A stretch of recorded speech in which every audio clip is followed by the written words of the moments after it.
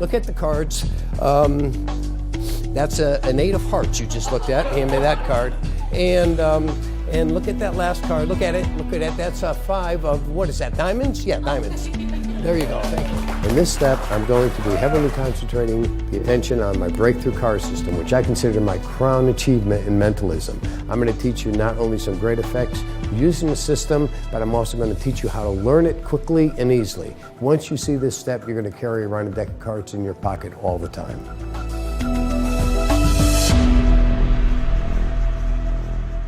People always say to me, people say to me all the time, they say, Richard, is anything you do, can you apply it to gambling? And the answer is, yeah. I've been banned from more casinos over time than you can believe. But let me show you why. First of all, nobody ever wants to play poker with me. That just goes without saying. What's your name? Me? Yeah. Robert. Do I know you, Robert? No. Okay. Just check the deck. Look at it. Just spread them. Just a deck of cards. Not even a new deck of cards, eh? Yeah, just, okay? Yeah, 52. Yeah. Thank you, 52. Here, why don't you just grab one out? Anyone you want. Go ahead. I don't want, yeah. Okay. I'm turned away, so you won't think the cards are marked. Just look at the card. Just look at the card. That's a 2 of clubs, right? Is it? Yeah, okay. Take one out. Take one out. Okay. Yeah.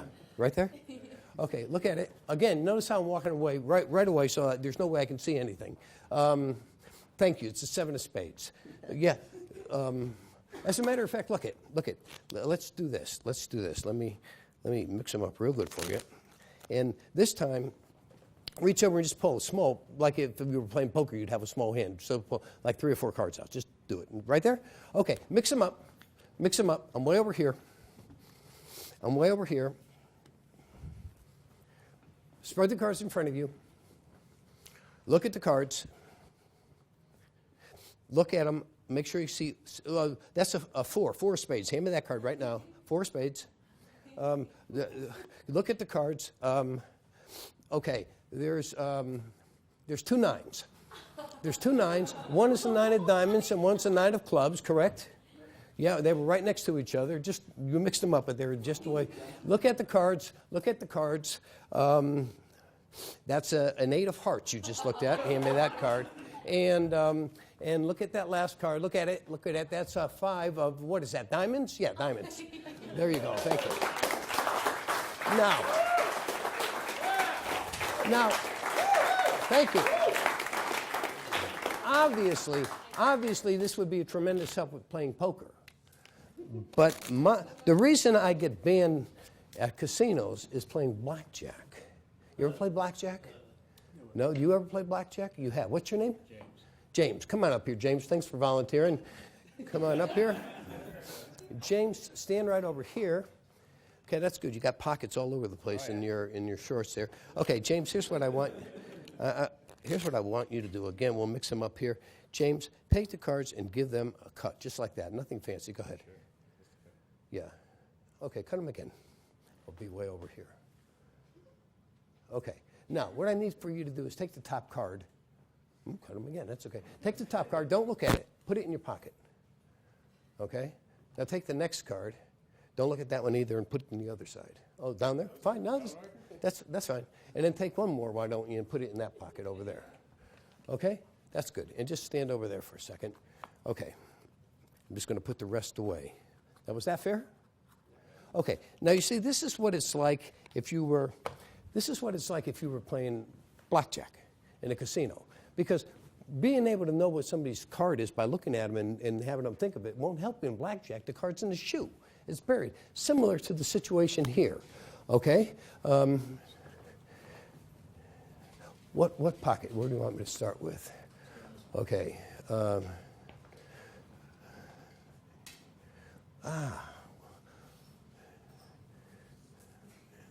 having trouble.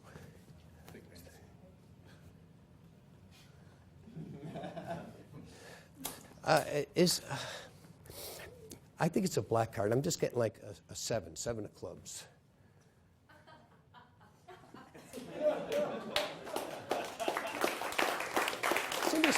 it. Which one now?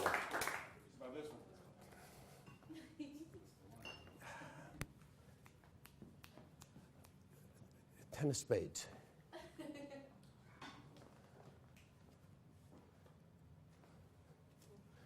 Ten of spades. Ten of spades.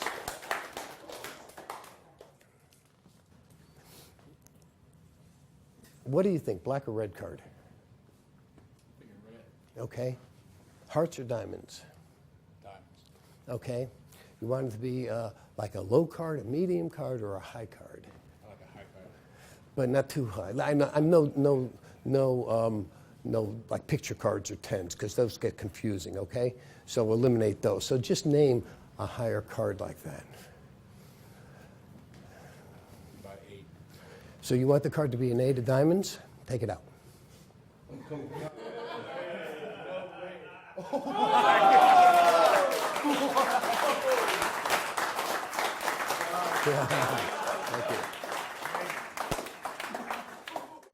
Hello and welcome back.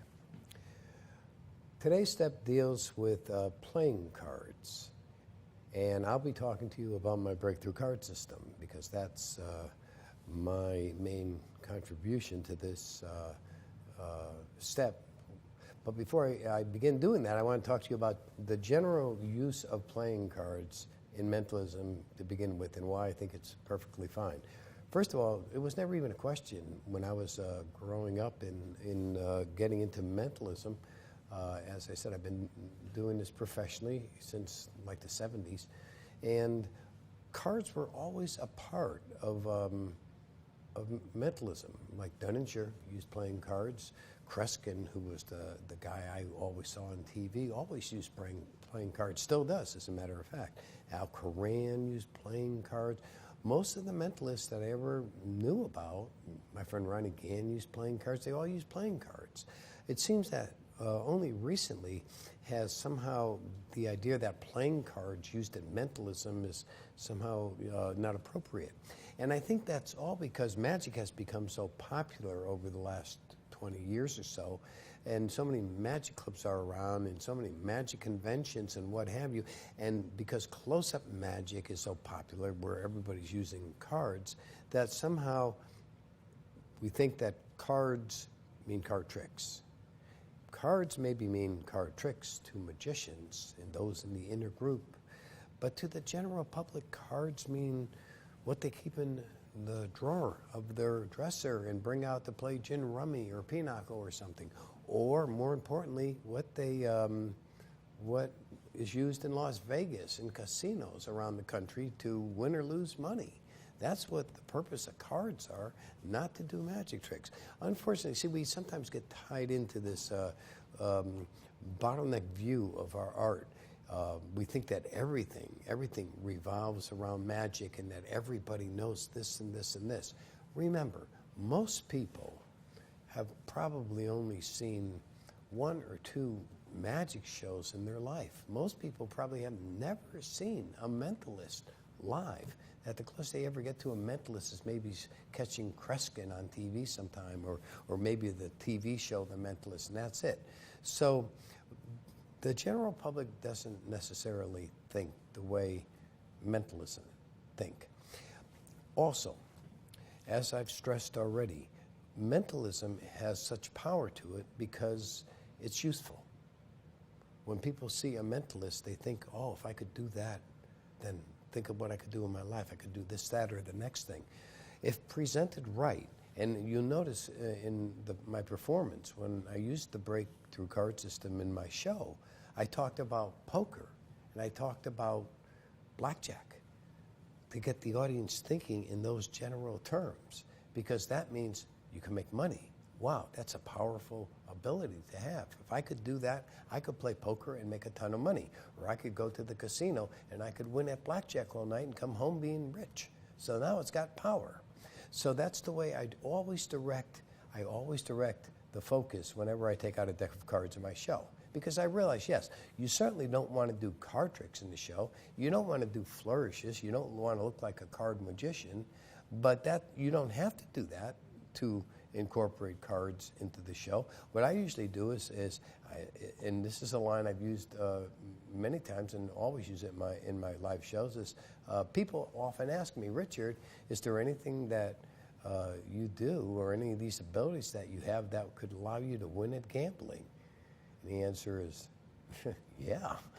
And then I make a joke of that, and I talk about being thrown out of casinos or banned from playing blackjack here or there, and that becomes very interesting. So by the time I take the cards out, it's got nothing to do with card tricks now. It's got to do with winning money. So with that said, let me begin to talk about my breakthrough card system, which was first put out 1984, thereabouts in the 80s. Let me go back in time with you to tell you the situation that existed, for me anyways, back then. There were two ways to use a stacked deck, and I always recognize the fact because I always, right from my earliest days of studying mentalism, studied Corinda and studied Animan especially. And if you study Animan, and not only practical mental effects, but the jinx, which I really love, that's what I really use at home. I take my old copies of the jinx out and read through them. He constantly uses the 8 Kings setup in many of the effects that he explains. Effects that I have always loved and done in my shows. So using a stacked deck was something I was involved with from my earliest days of being a mentalist. And I always appreciated the value and the power of a stacked deck. Most card magicians, when they think of take a card and put it back in the deck and then they name the card, it means either forcing the card or it means controlling the card and looking at what the card is. With a stacked deck, the great thing about it is they can take any card out and you can immediately turn around. It's not forced. You're not going to control it. They don't even have to put it back because all you have to do is look at the bottom card of the deck to know the card is the 4 of hearts, for instance. And it's just a powerful way to do card magic. And it's a way that most lay people would never suspect, especially if you do a good false shuffle and cut before you go into this. So they're convinced that the deck is all mixed up. And that's the key, that they're convinced the deck is all mixed up. Because with the breakthrough card system, let me just show you something. There's the deck.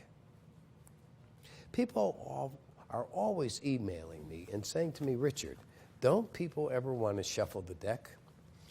Think about the logic. If you have a deck of cards in your own hands that you look at, and it looks like this, that looks mixed up. Why would you shuffle a deck that's already mixed up? Why would you want to? It's a mixed up deck. If you've already casually done a couple false shuffles and hand the deck to somebody and with any excuse to look through them, like, okay, think of a card, look through and find your card, or look through to make sure none are turned over or anything, and you go through this deck and it looks like this, totally random. Why would you even think about shuffling the cards? Why would that even occur to the average person? See, you have to think like a real person, not a magician. And I know it's a joke. I say that all the time, but that's the truth. Real people, if they look at cards and they're like all mixed up, say, okay, they're mixed up. That's it. Only a magician would say, oh, I got to shuffle the deck myself. So anyways, at the time, back in the early 80s, when I was doing mentalism, the choices were a stacked deck like the 8 Kings or the size 7s, or if you wanted a deck that was totally mixed up, you had to memorize it. And there was the Nicola system. The Nicola system was the first system that I ever knew about for memorizing an entire deck of cards. And I must have memorized the Nicola system 5 or 6 times.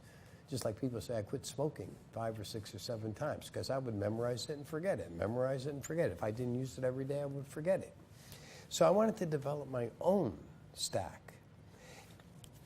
I played around with different ways of doing that, and I finally thought I was genius. I said, you know what, I'll do the size 7s, but instead of 3 apart, to make the stack 4 apart.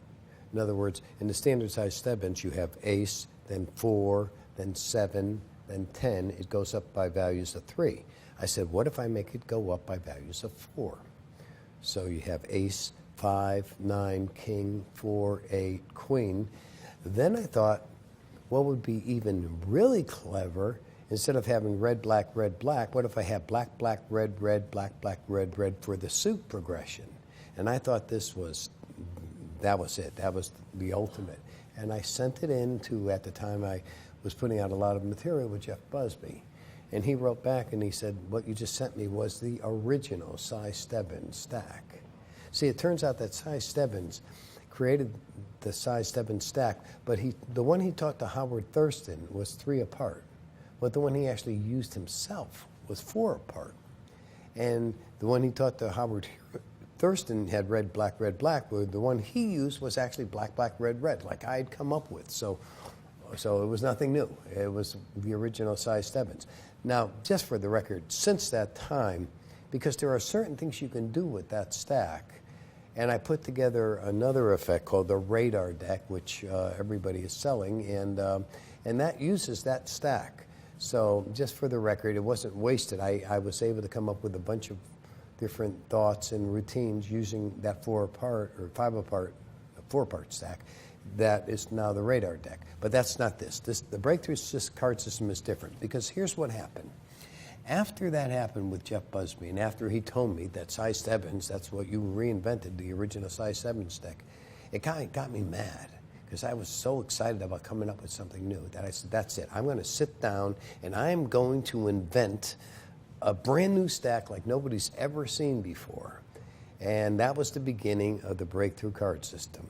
And that was the beginning of a journey that must have lasted me, I can't remember, 6 months, maybe longer, of constant, every day, hours and hours of working on this thing. The first thing that I decided, and this was pretty early on, this was not that hard, was to give each suit a value from 1 up to 4.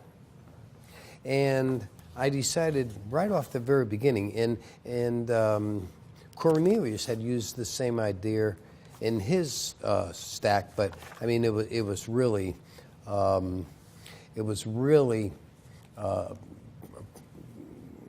pretty obvious right from the beginning that spades would have a value of 1 because every spade has 1 point on top, and hearts would have a value of 2 because there's 2 round parts, and clubs would have a value of 3 because there's 3 clubs, and diamonds would have a value of 4 because there are 4 diamonds.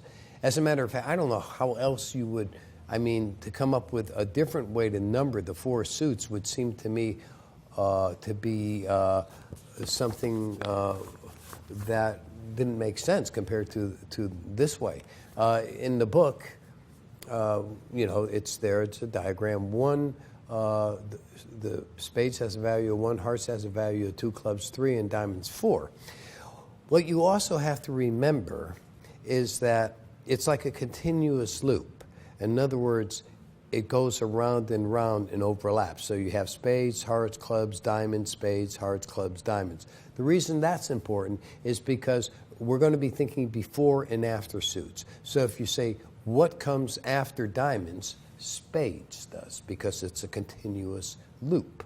What comes before spades?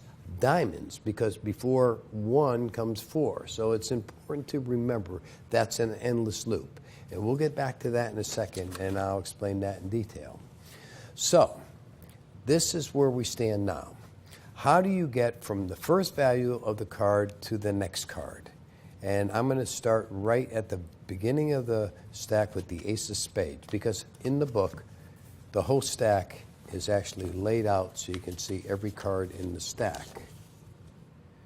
And that's what the whole progression looks like. And I wanted to show that so that everybody could see that there's absolutely no rhyme or reason in the way you look when you look at the deck of it being random. As a matter of fact, I even suggest when you first arrange your deck that you take another deck of cards and shuffle it up and spread them both out. And I say, notice all the similarities and randomness, because they both appear the same way. You find when you look through the deck, look at, you have, here's 3 10s within 4 cards. You have, there's no orders. Look, here's a big old run of red cards, and then 1 black card, 1 red card. There's runs of, you have similar cards right next to each other, 2 queens there. There's just appears to be no order to the deck, and yet, in fact, it's a perfect mathematical system. That's what makes it so beautiful. It's a perfect mathematical system that repeats itself after the last card back to the first. So knowing now what the suit values are, spades is 1, hearts is 2, clubs is 3, and diamonds is 4, let's talk about how you arrive at the value of each card in the sequence. What you do is you take the value of the card you're starting with, you double it and add on the suit value. Ace counts as 1. So an ace doubled will be 2, and then you add on the suit value, which is 1, you get a 3. So the value of the next card is a 3, you see. 3 doubled is 6, and add 1 to that is 7, and that's the value of the next card. And so on right through the entire deck. Now, obviously, if you go over 13, you drop a 13. Let me explain. Here's 7. 7 times 2 is 14. So you drop that 13 out of there, and you're left with 1, and add on the 4 for the diamonds, and you get a 5. See? The 5 doubled is 10, and you add 2 on for the hearts, and you get 12 or queen. So that's how the value progression goes up. Now, before I go any further, you might be saying to yourself, why double that value before adding the suit? Why don't you just add that and the suit together? The problem is, then it doesn't jump high enough. If you just did that, like 1 and 1 is 2, then you had 2 and 1 is 3, and then 3, you see, it doesn't jump it enough. You don't go over the 13 mark. You don't get, what you don't get when you do that is you don't get like 2 jacks together, or a jack and a queen together. You never get that if you don't double the value before moving up to the next card. Whereas if you double the value, that changes everything.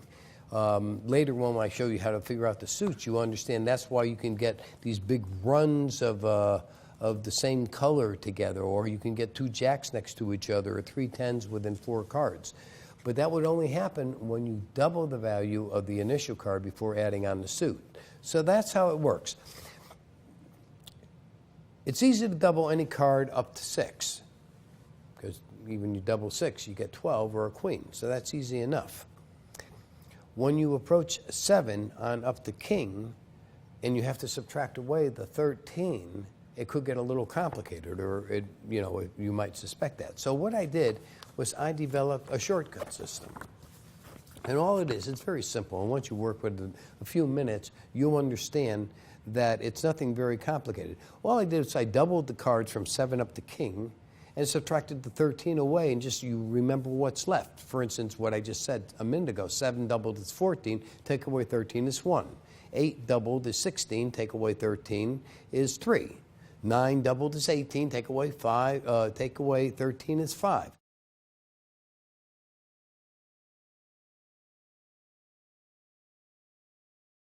What we care about is not this number, but this number. So I simply associated each of these minus 13 numbers back to the original number in some kind of mnemonic way.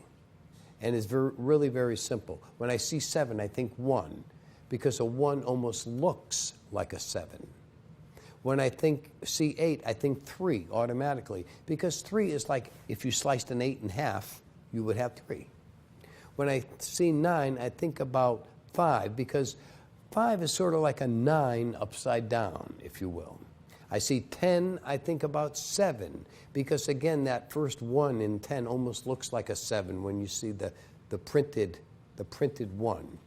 Jack, I think 9, because when I think of Jack, I think of Halloween, jack-o'-lantern, I think of cat with 9 lives. I know that's crazy. If you got a better way to think of it, that's fine too. You might even think, well, a J almost looks like a 9 twisted over, upside down, whatever. And then queen reminds me of 11 or jack, because I put down queen loves the jack, okay? And the king is 13, it just cancels out. So You might want to come up with other mnemonic devices to remember this. The fact of the matter is, once you play with the system, even an hour, that part of it becomes so automatic you don't even think about it anymore. I see Jack, I think 9 automatically. I see Queen, I think Jack. I see 9, I think 5, without even thinking. It's just automatic in my head. And it will work that way for you. Believe me, this system has been around for a long time. There's all kinds of guys using it, and all say the same thing. The more you use it, the more familiar you become with it, and it just becomes automatic. So, the next thing I need to point out to you is that I don't add ever in my head when I'm working this stuff out. For instance, let's go back to the front, or the beginning of the, or let's just randomly choose a place to start with, okay? When I see a 6, and of course that means 12 or Queen, I don't think Queen plus 2 for the hearts. I add up in my head. I think Queen, King, Ace. See, that's what happens in my head. I just count up. I see Queen, I look at 6, I think Queen, and then I think King, Ace. If I see this, I think 2, 3, 4. If I see that, I think 8, 9, 10, Jack, Queen. Just like that. See, I don't add. If I see Queen, I think Jack, Queen. I just go upward, count upward. Jack, Queen, King. King cancels itself out, so it's Ace, 2, 3. 6, 7, 8, 9. 5, 6, 7. Ace, 2. 4, 5. 10, Jack, Queen, King. 4, or canceled out, it's Ace, 2, 3, 4. I mean, I said 4 because as soon as I see that, I think 4. 8, 9, 10. So, and continues up through the deck. So that explains how you get the next card value. That was actually easy. I worked that whole thing out within the first couple of weeks of trying to come up with the breakthrough card system. The hard part was how do you get the suit? How do you get the suit from each card and make it come out random? And this actually, and I didn't even realize it at the time, but after I finally solved the problem and came up with the solution and talked to Jeff Busby about it, he told me, guys, I've been working on this for years and trying different ways to come up with random looking stacked decks that were mathematical. The breakthrough, and this is the part of the system that I really considered the breakthrough. This is the part that hit me one day after working on this thing for months. I'm talking, at the time, just so you know the background, I was working with my father because my father was a tool and die maker. And even though I did all these other things, I played drums, I went to school playing drums and worked my way through college and everything playing drums. Still, from the time I was a little kid, my father always owned his own businesses. And I would always be down in the first shop was called Maple Tool and Die. It was on Maplewood Avenue in Bridgeport, Connecticut. And it was a little garage. It was a 6-car garage, and that's where he had his tool shop. Every Saturday when I wasn't in school, I'd go down there, and I could run the millers, the lathes, all the presses and everything else. So I was already familiar with machinery.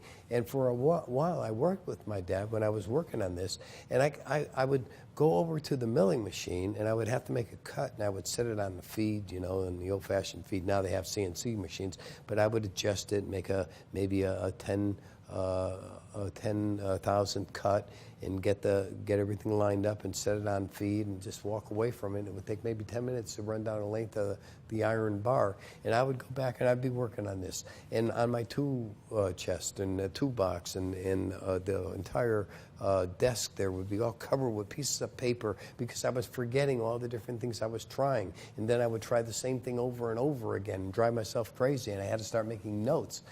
One day, the solution hit me, and this is really the biggest jump forward. And this is why in the past I've gotten so mad at a couple of other people who have come up with a system, they've used this idea, and think it's just like, take it, it's okay to take it, when no, nobody ever thought of this before. This is my idea, the breakthrough. The breakthrough was to try not to work out the suit value from a single card alone.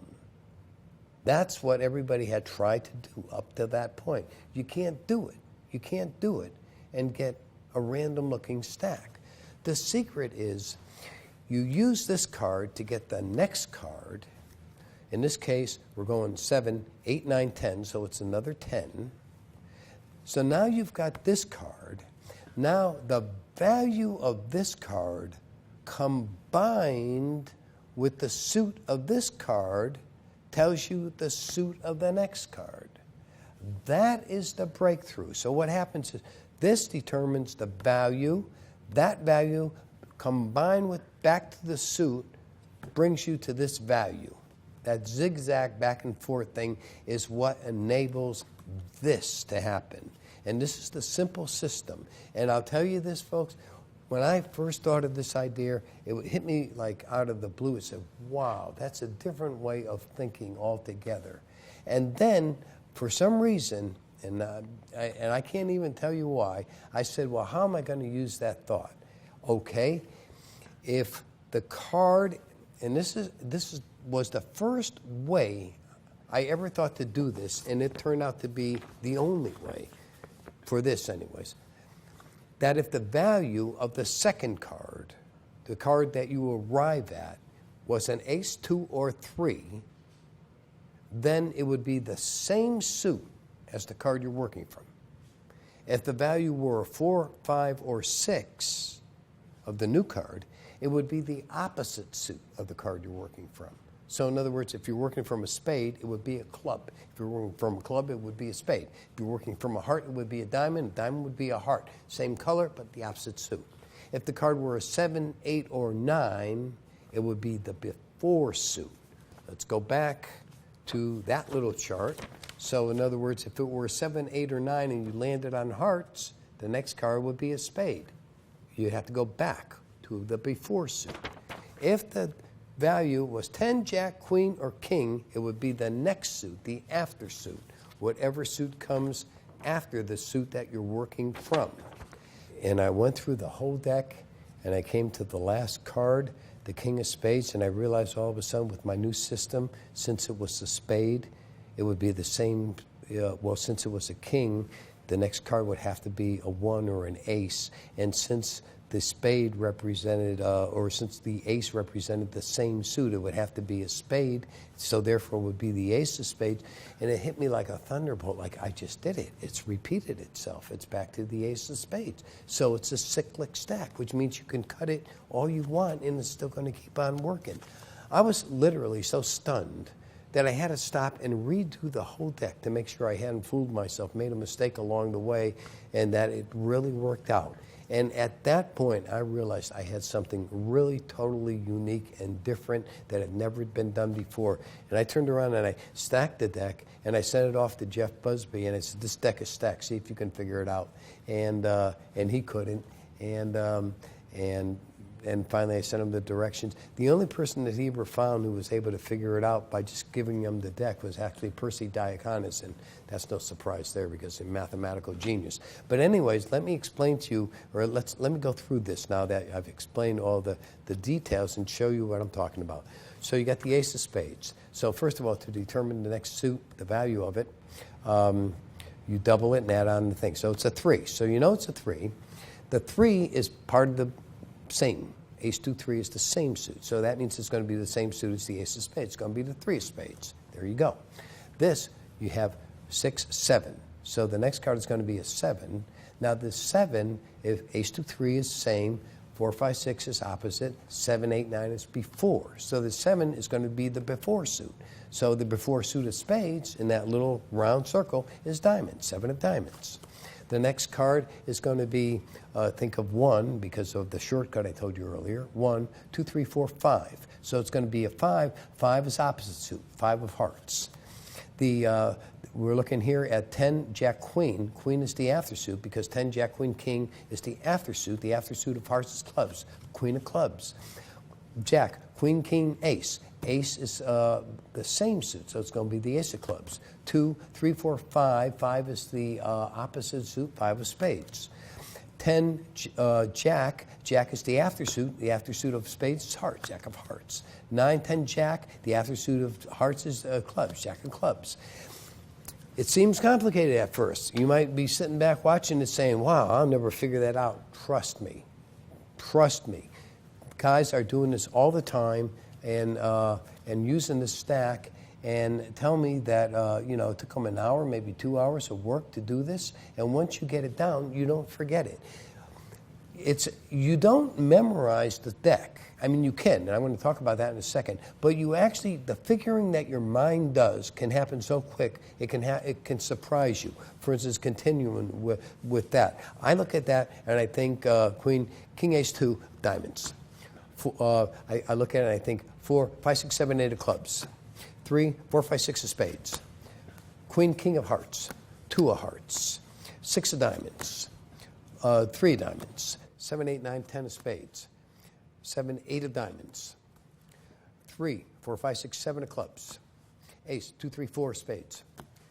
Then, if I'm not, I actually can't say it as fast as I can think, because if I don't have to say it out loud, if I just look at the cards, that's 9 of diamonds, 9 of clubs, 8 of hearts, 5 of diamonds, ace of diamonds, 6 of hearts, ace of hearts, 4 of diamonds, queen of spades, queen of hearts, king of clubs, 3 of clubs, 9 of hearts. I can think that fast, and it's not because I've got to memorize. I'm actually in my head computing, but I'm able to go that fast. And you will too if you thoroughly learn the system the way I've just laid it out for you. And so what do you have with this little bit of work? Let's say even if it takes you longer than I'm saying, let's say it even takes you a week to really learn it well. Look at what you've got. You've got a deck of cards. Let me tell you why I developed this. And one of the first places I used this card effect. I was already doing corporate work, and the Hartford, which is one of the biggest insurance companies in the country, wanted to do, or maybe it was Travelers, it was one of those, either Hartford or Travelers, wanted to do a video series for their salespeople. And actually at the time, I was still doing some magic as well as mentalism. They wanted to have a magician on camera doing certain things that they were going to overlay a narrator and make certain points. So they had certain things that they actually wanted me to create, some magic they wanted me to create visually that I had to come up with and go into the studio and film. But before then, they needed to choose who they were going to use for this project, and it was worth a lot of money. And they said, we're going to have different guys come in and show us 5 minutes. You got time to show us something. And so I came in. I had just developed the breakthrough card system. And I came in and I did one effect with the breakthrough card system that blew them away, and I left them the deck. See, that's the thing. I actually designed it so you could leave them the deck, keep it. Because they take it home. You can't find anything with it. And that's what I did. And I got the job from that one trick alone.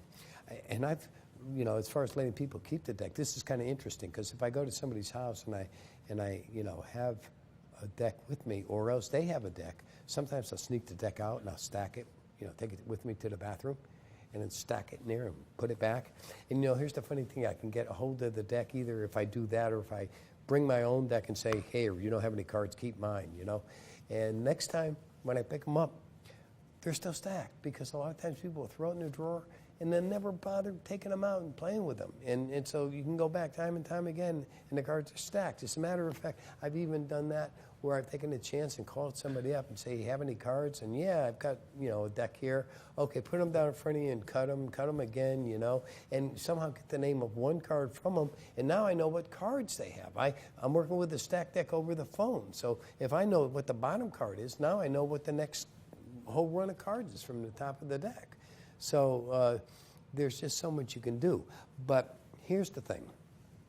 And I try to explain this in the past on books and DVDs. Yes, there are people who's going to say, well, size 7 and 8 king, that's good enough for what the stuff I do. And yes, that's the case. That's the case with a lot of effects, but not with all of them. For instance, if you tell somebody to think of a card, and you say, okay, now go through the deck and find your card. Well, if they're looking for their card like that, if it's size 7s or 8 kings, very possibly they're liable to see black, red, black, red, black, red. And maybe after that, they might start noticing that these cards are all like the same order.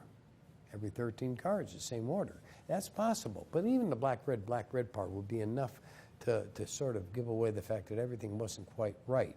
Also, if you don't see cards automatically together, like look at right in the bottom, 2 jacks, or again, the 10s together and the other cards together. If you don't see that, the deck doesn't look quite right. It looks like artificial somehow when you're looking through it. And there are a lot of effects where I have a number of effects that I've written in the book where it's necessary to spread cards out on the table. Well, that's, if you have a deck like size 7s or 8 kings, that could be a giveaway. Whereas with the breakthrough card system, there's no way that you would ever spot anything wrong. For instance, I have one effect in the book where you hand the deck to a person, they put it under the table, they cut the cards a couple times, they take the top card, turn it face up and slide it into the deck, and then you have them turn the whole deck over and put it on the table. And you spot the bottom card, in this case the 4 of hearts, so you know that the card they turned over is the 10 of clubs. Okay, when it comes down for the revelation and you've walked away and you've named the 10 of clubs, you're going to have them spread the cards like this and take the card they turned over and look at it. 10 of clubs. The cards are spread. If you had size 7s or 8 kings, that might be the point where somebody might look down and notice, hey, black, red, black, red, black, red. You see this, and there's nothing to find. You never have to worry. You're completely clean. This deck comes across as you're using it. It makes you feel as though you are using an ordinary deck that has been shuffled up. Now, one of the things that I want to stress here is you don't need to do very complicated material to impress the lay audience. For instance, last night, after talking about how I'm banned at casinos and how nobody would want to play poker with me, I just had one person, I said, reach over. I mean, it's the most basic effect imaginable. I said, reach over and pull out a card. And they pulled out a card, and I immediately turned away and say, look at it. And that's the 7 of clubs. And it was like, whoa. I said, do it again. Grab another one. Somebody else grabbed one, and I turn away. You see what's happening is as soon as they take the card out, I cut the deck at that point and turn away so I don't want to see the back of the card, and that allows me to peek the bottom card of the deck, and then I just know the next card because of the system, and I say, you're looking at the King of Spades. King of Spades. I did it, I think, 2 or 3 times. It's the most dirt simple way to do pick a card, name the card. How more simple can you get? But, in this context, that just works so strong. As a matter of fact, I saw Kreskin the other day, and I swear he did the same effect. Basically, he shuffled a deck of cards. What he did, though, he held them behind his back, and he said to somebody, reach in and put your finger in the deck and pull out a card. And then they did that, and he cut the cards where they took it out, and he said, okay, now just concentrate on the card. And I told him the card was, the 4 of diamonds, and he named the card. That's simple.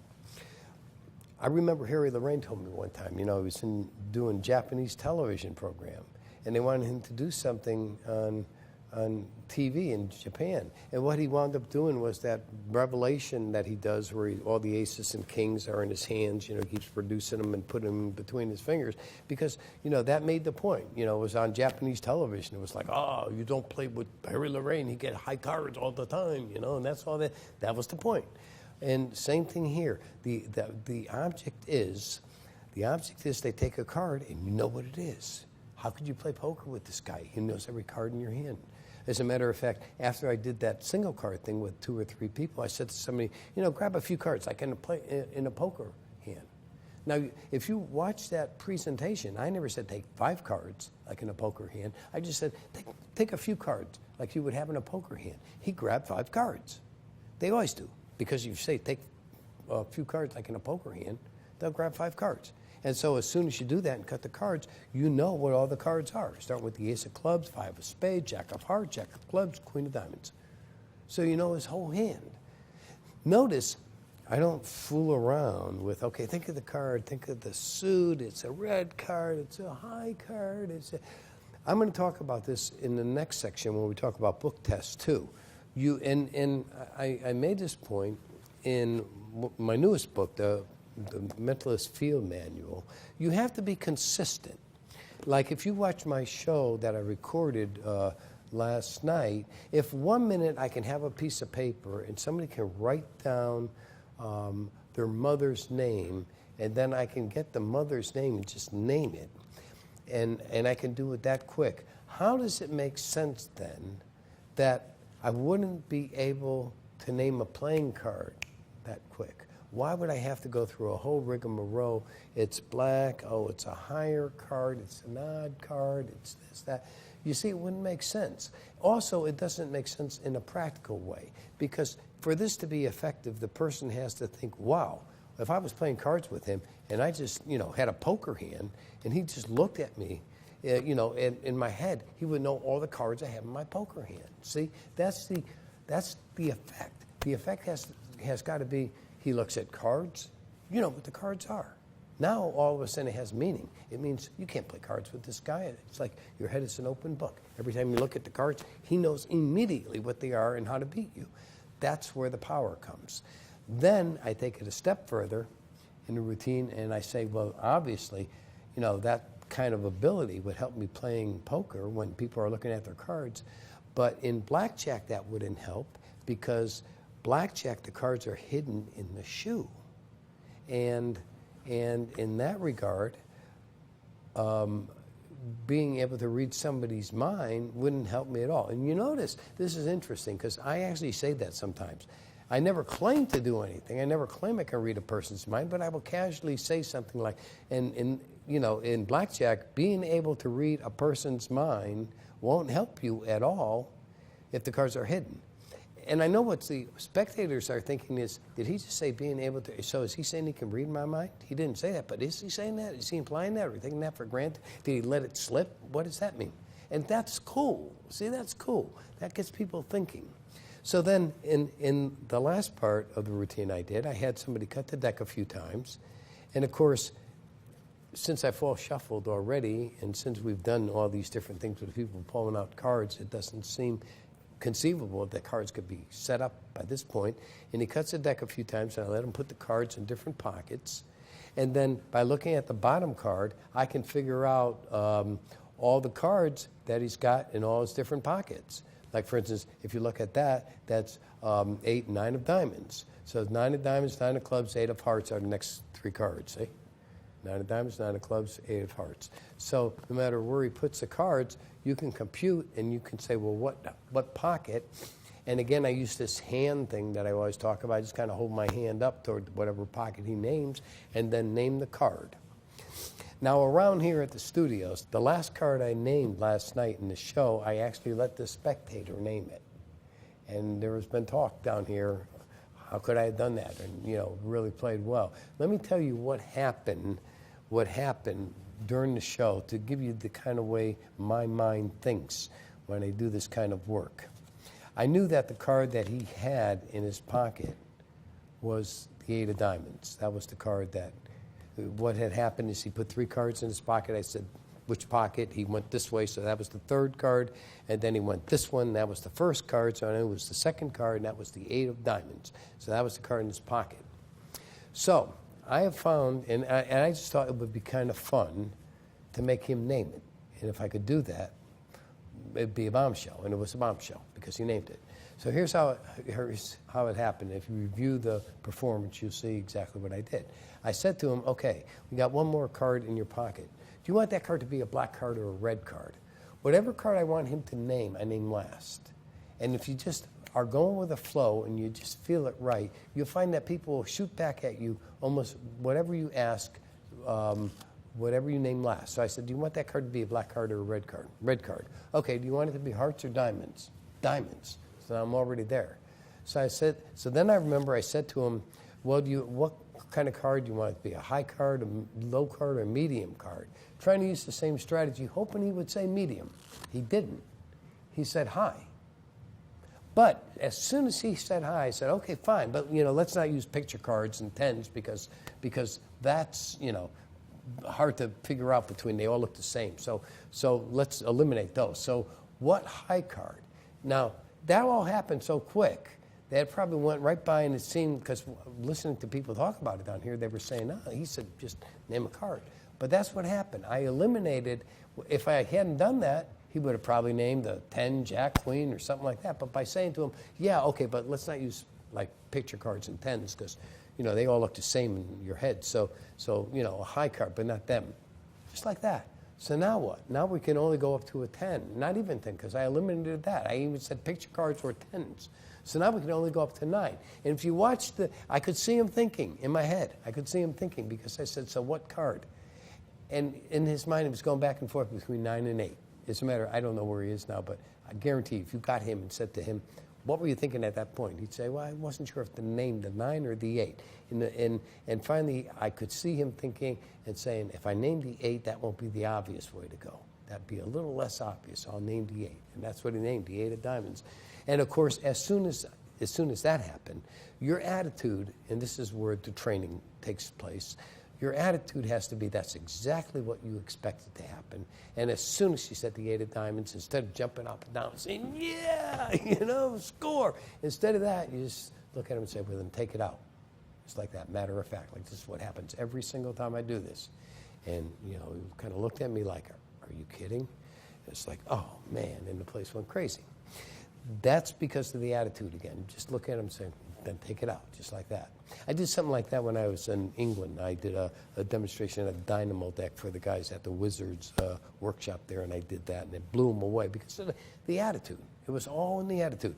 Now, if they hadn't said that, if he had said the 9 of diamonds, then I would have taken a different path. I might have said something like, I was trying to project the card to you, and you were so close. You had it right until the very end. You changed your mind, I know it, but it was the 8 of diamonds I was trying to project to you.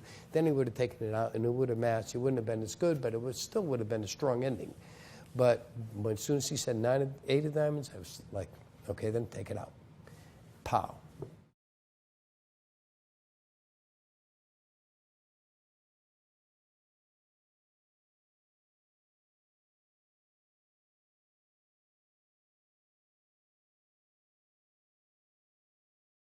Most of my work, most of the shows I do corporate shows, and I fly around different places.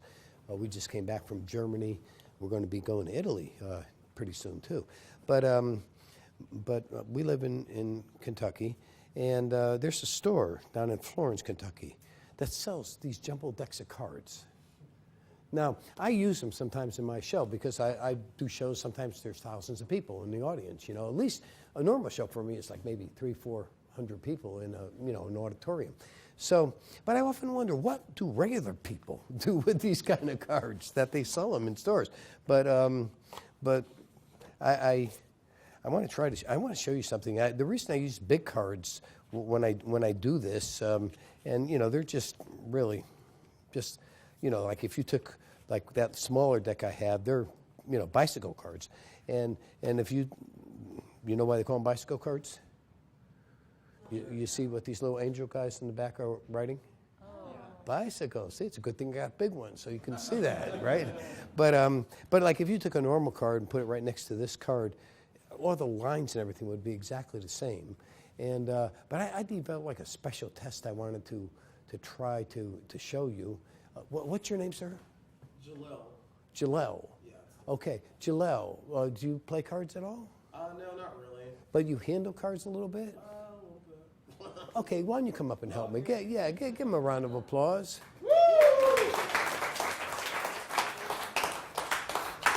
Now, I'm trying something so crazy. Really, this is so crazy. It can't possibly work. But if you stand over here, Jalel, and okay, so we got this deck of cards, and the way what you're going to do, I'm going to have you. First of all, I'm going to mix them up a little bit, and I'm going to have you just cut them like this. Nothing fancy. Okay. Just give them a cut anywhere you want, like that. Right. Okay, good. Just give them a cut. Perfect. Okay. Now I'm going to come way over here. Give them another cut. Okay. Are you? Wow. I'm expecting cards to go flying in all directions any second. Okay. Is that fair? Okay. Give one more cut, but this time when you do it, make sure you know what's called flash the bottom of the deck. In other words, hold them down so that no one can see any cards, including me, because I don't want there to be any chance that you think I could see a single card in the deck. Have you done that? Yeah. Okay, now Jalel. Take the top card, and here's what you're going to do. I'll explain first. You're going to take the card, and you're going to look at it, just you, nobody else, and then you're going to slide it into the center of the deck, okay? So I'll stand way back here while he does that, and I'll trust you to keep an eye on him, make sure he does that. Did he take the top card and look at it and slide it into the center of the deck? And you've been watching me the whole time. Okay? Okay? Was that fair? Yeah. Okay. This, like I said, I've been across the stage the whole time, nowhere near him. So this can't work, but Jalal, your card that you picked just now. Oh, don't look at anything. Just hold the deck face down. The card that you picked is the 25th card in the deck. Now I want you to stand right behind here. Hold the deck just like you are and start dealing cards face up one at a time, counting out loud. 1, And I'll go way over here. 3, 4, 5, Stop when you get to the 24th card. 7, 8, 9, How are you doing today? 10, Nice to see you. I'm sorry you missed the first half of the show. Yeah, 13, that's good. 14, 15, 16, 17, 18, 19, I've been over here the whole time. 21, Stop at 24. 22, 23, 24. Did you see your card yet? No. In order for me to have done this, I would have had to do two things. From across the room, under these incredible conditions that we laid out, with me nowhere near you, and you could have picked any card, I would have had to somehow figure out what card he actually picked, and just thought of by looking at it, and then figure out where he put it in the deck from back here. Jalel, was your card the Jack of Hearts? Yes, it was. The next card is the 25th card in the deck. Would you turn it over?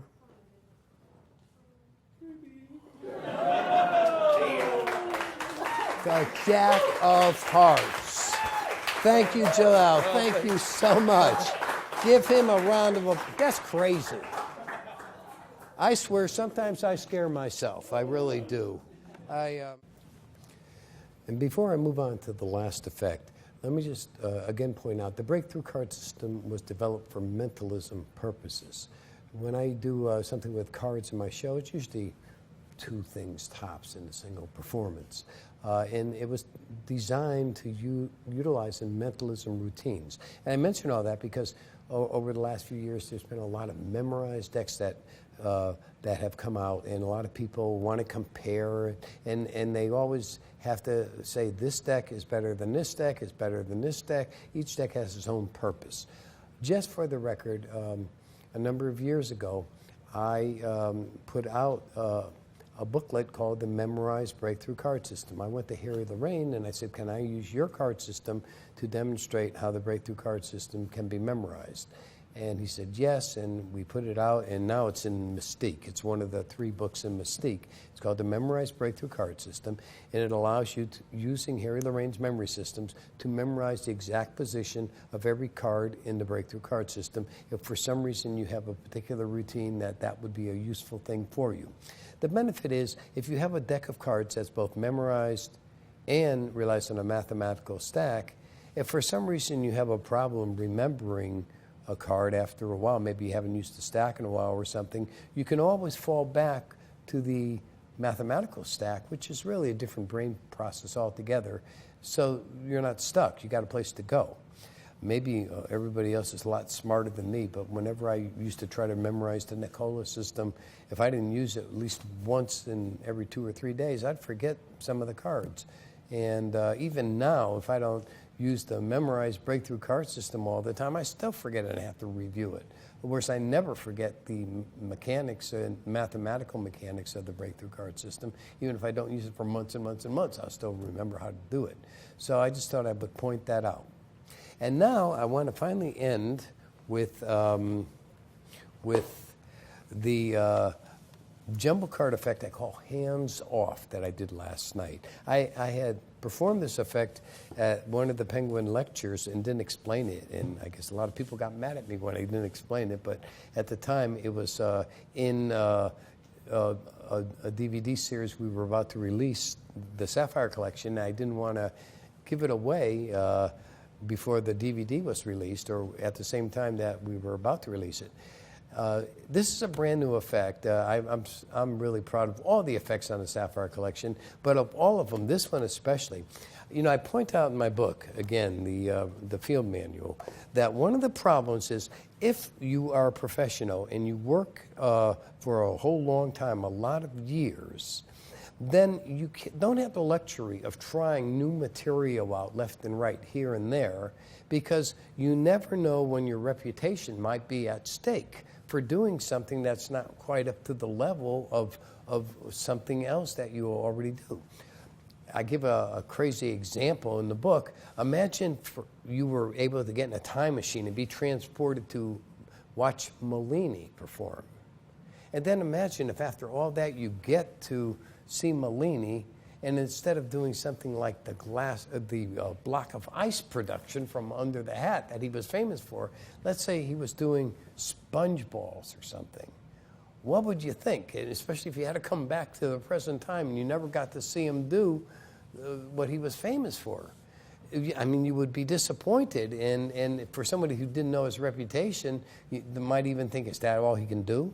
And that's the problem when you're a professional. If you do something that's not up to par, and that's the only thing somebody sees, or it's not that good and they walk away before they see you do something else, then your whole reputation, which is more than just your reputation, it's your professional standing, your income is at stake. So for that reason, I very rarely add anything to my show because I've been doing my same show for all these years. People expect these effects. They know the quality of the effects. Things like my watch routine and the magazine test are really hard-hitting in my thought scan. I'm not going to throw something in there that's weaker than something I'm already doing. So it's very rare that I come up with something that, to me, is of the same quality that I will be willing to replace something in my show with. But I am with hands off. I love this effect. I mean, you think of the effect. You show a deck of cards, a jumbo deck of cards. Somebody picks one, shoves it into the center of the deck. You're across the room, and you name how far down in the deck the card is, and tell them the name of the card before they get to it. How crazy is that? And you never approach them. When I started doing this in my lectures and other places, people almost thought I was kidding when I said, okay, your card is the 25th card. Look at me like, yeah, what's coming next? Count down to it. Count them out loud. And then when you get to the last card and you tell them what it is before they turn it over, it's like, what? This trick has gone through a number of different versions since it first came out in 6-shooter. In the original version, here was the effect. I took 3 banks of 17 cards and stacked them in the breakthrough card system. I actually used the first 17 cards of the breakthrough card system, starting with the ace of spades up to whatever the 17th card was. I forget now what it was. And then put a duplicate stack under that and a duplicate stack under that. So the deck was composed of 3 groups of 17 cards. You could cut the deck over and over again, but if you took the top card and buried it in the middle, you could turn around and say, your card is the 17th card from the top. And it would be their card, not the card that they buried in the middle, because that card is below the 17th. It's somewhere in the middle of the deck, whereas the 17th card from the top was the duplicate of that card, because there's 3 cards of each value in that deck. So that's how it was. Plus, when they got to the 16th card, you could look at that card and compute what the next card was going to be, and so you could name the card itself before they turned over that 17th card. That was the original version in the book. And it wasn't a bad effect. When I started doing that, I was blowing away people at magic clubs when I'd go and do lectures. Okay, the first change in that whole thing came from a friend named Ian. I think it's Ian Wallhead or something. He lives in England. And he suggested reverse the stack in each of the 3 sections. Reverse the stack. So instead of having to wait to the 16th card to know what the next card is, if they're reversed, the very first card they turn over will tell you what card they chose. because if the stack's reversed, they take the top card and put it in the middle of the deck. The next card, if it's reversed, will tell you what that card is. So that was a great idea. That means that when the person takes the deck, sticks the card in the middle, and you're standing right next to him and you say, okay, your card is the 17th card down. Start dealing them face up one at a time on a table in front of you. The very second he turns over the first card, whatever that card is, you now know it's their card, and you can walk away to the other side of the room. So all you need is that quick glance, and you start walking, and it looks like you've been on the other side of the room the entire time, and you can't see any of the cards in the deck. So that's how you know the value of the card. The one thing that bothered me, and it's really not a deal breaker, was the fact that the card was 17th from the top. That's okay, because you don't make a big deal of sliding it into the center. You just say, okay, look at the top card and then bury it somewhere in the middle and just forget about it. By the time you get to the end, people even forget about the fact that you said put it in the middle. They'll remember that you just said put it in the deck somewhere.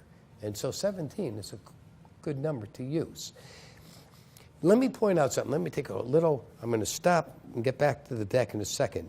But let me just mention that point, because I bring that up in the field manual again.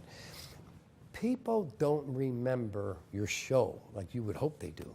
That's why people always come up to you afterwards and say, or when they explain the show, they say you did this, and it usually doesn't even resemble closely what you did. And I use this illustration in the book. Think of the last time you went to see a new movie that came out, and you're really excited to see the movie. And you go and see the movie, and you enjoy it, and you go home now, maybe a month later it comes out on Blu-ray and DVD, or it's on Netflix or something, and you watch it again the second time because you liked it so much, or you buy it in Blu-ray. And all of a sudden, as you're sitting there watching it, you're saying, gee, I never realized that, or I forgot about this part, or I didn't even pick up on this plot here. It went right by me. And here you were sitting in a darkened movie theater paying your good money to watch a movie, and yet you still missed all that stuff. Well, what do you think happens at your show when people are sitting back and they're having a drink or two and talking among each other and watching you sort of in the background, not really, but sort of? How much of your show do you think they're going to remember exactly? That's why so much of what magicians seem to worry about these days, they really needn't worry about, because the audience isn't taking half of it in anyways. I call it the half factor in the book. I really believe the audience only retains and takes in about half of what you do on stage. And the rest is, listen to the way they explain stuff to that. Oh, yeah, the guy took it and the card rose out of the deck and it flipped over and it went up and stuck on the ceiling, you know. That's the way they remember stuff. So that's why I'd never worried too much about the 17 business. If you say to somebody, take the card off top of the deck, look at it, bury it in the middle, okay, let me think, your card is the 17th from the top. By the time they count down to the 17th card, the audience remembers, yeah, he told him to look at a card and stick it anywhere he wanted in the deck, and it was 17. So that's why I never worried about that in the first place. Although, in the back of my head, I kind of wished it could be more in the middle, because that logically, just to satisfy that part of me that wants to see something really look perfect, that bothered me. Why can't that card be more toward the middle? What are we going to do about it? Anyways, I decided to go over to Haynes' House of Cards and buy myself some new jumbo decks, because I wanted to make the trick up in a jumbo deck size and use it on stage. So I buy 3 jumbo decks, and the first thing I noticed that the box they came in was a lot thinner. And I said to Betty Haynes, who works there and who's a good friend of mine, so what's going on? Oh, yeah, these are the new bicycle cards. These are the only kind you can get now. They're super thin jumbo cards. And they are. I mean, they're not so bad that you can see right through them, and they look like bicycle cards, but they're made real thin. And I bought 3 decks of them and brought them home, and I said, wow, this is like so cheap, you know, that they're crummy and thin. And then I thought about it some more. I said, yeah, but you know what? What about for hands off? How many cards can I fit in a regular jumbo-sized box and have it look like a jumbo-sized deck? And the answer is 75. I can get 3 banks of 25 cards with these new thin cards and put them all together into 75 cards, and they look like a regular jumbo deck. So, you see, the secret of this whole effect, even though the effect looks so straightforward, is really pretty complex. Number one, and let me show you like this. First of all, by the way, I didn't start with the ace of spades. When I finally decided to make this up in the jumbo size, I thought, you know, if I start with the ace of spades, there's a possibility that that ace of spades, another one may show up. I'd rather not have 2 aces of spades or 3 aces of spades in a single deck. Somebody might notice that. So instead, I decided to start with the 25 bank of cards from the breakthrough card system. I decided to start with the 3 of spades, which is, you know, the second card, and work on up to the ace of diamonds. So that's the 25 cards. If you were to take the next group of cards and spread them all out, it would be the exact same order. I can't really spread them out perfectly, and I don't have a big table. But so basically it's this. It's 3 groups of 25 cards, all in the breakthrough card system order and in reverse order. So like if you know the breakthrough card system, 3 of spades, 7 of diamonds, 5 of hearts, queen of clubs, ace of clubs, 5 of hearts, or 5 of spades, jack of hearts, queen of clubs, all 3 are like that.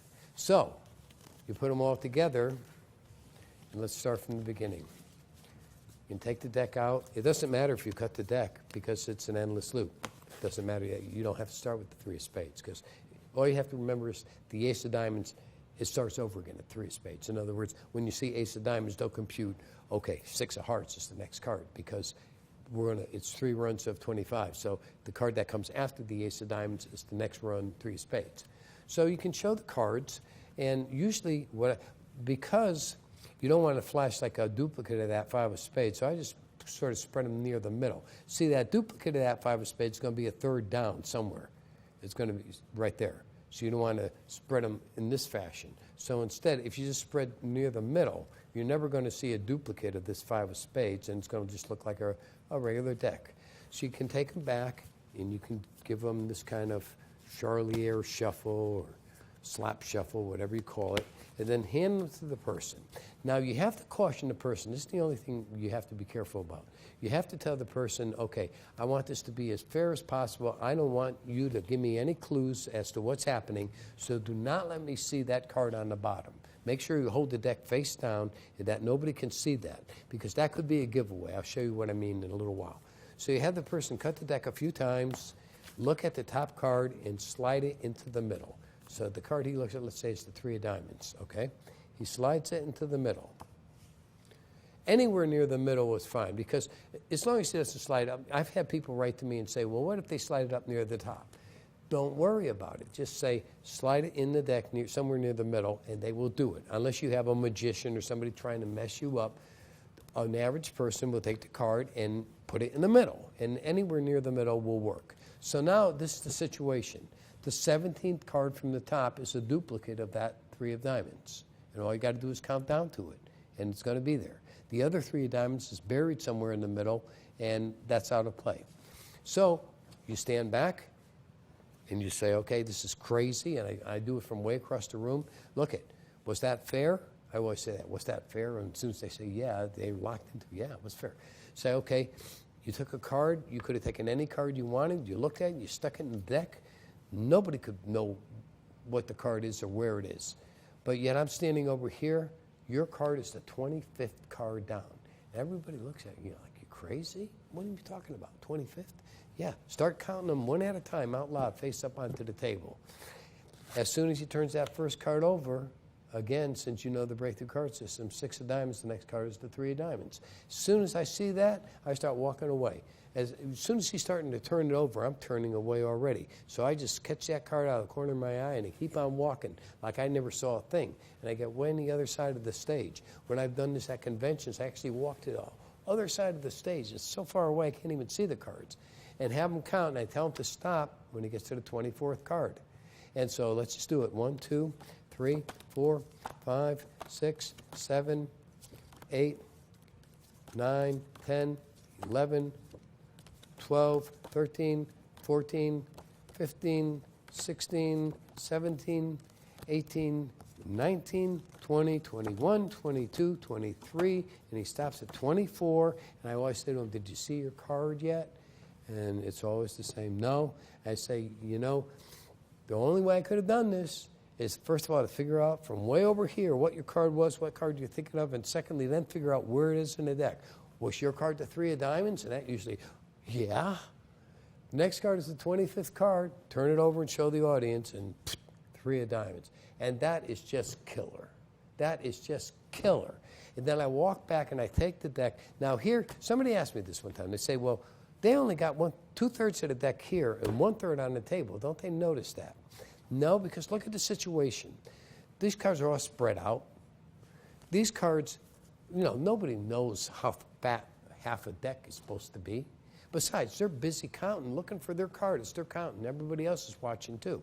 So then and see, here's where you got to be careful. See, the 10 of spades is the bottom card. There's the 10 of spades, the one right before the 3 of diamonds. That's why they can't flash the bottom of the deck. That's why you don't want that. So as soon as they're done and it's a 3 of diamonds and the whole audience sees that, I walk over, I take this and I drop it just like that and do this. Thank you very much. Get them off stage. Pick these cards up, put them back in the box, and that's how I put them away, end the story, end the deal. And that is hands off. And you know what? That's enough card tricks for one day. So thank you very much.